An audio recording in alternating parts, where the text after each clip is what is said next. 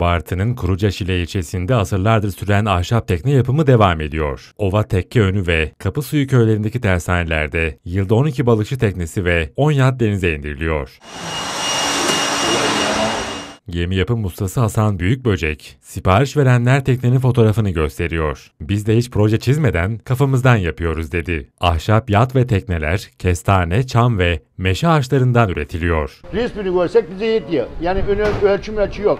Yani teknenin resmini gördüğümüz zaman bizim onu yapamayız, mümkün değil. Kesinlikle yapıyoruz onu biz. Mesleğin yok olma tehlikesine dikkat çeken Büyükböcek, eskiden 30 atölye vardı, şimdi 8'e düştü. Çırak yetişmiyor, gençler bu işe ilgi göstermiyor diye konuştu. Çırak yarışmıyor, çırak işi bitti. Adam 20 yaşına kadar çocuk okuyor, 20 yaşına kadar çıraklık yapamaz. Hasan Usta'nın oğlu Mehmet Büyükböcek ise çocuk yaşta eğitimin önemine değinerek mesleği sürdürmek istiyoruz. Bunun için yol, nakliye ve atölye desteği şart ifadelerini kullandı. Bu mesleğin devam edebilmesi için biz gibi böyle alttan birilerine yetişmesi lazım. Bu sanatın devam edebilmesi için.